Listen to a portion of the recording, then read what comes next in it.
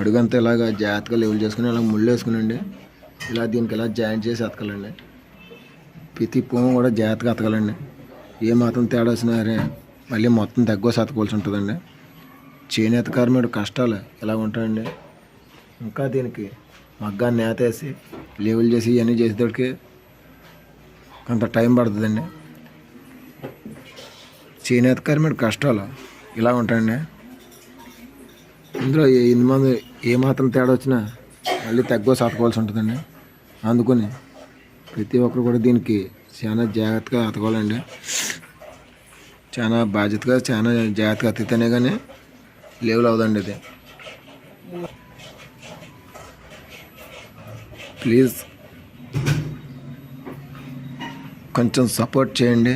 చేనేత కార్మికులను కనుమరుగైపోతున్న కళా ప్రతిభను కాపాడండి.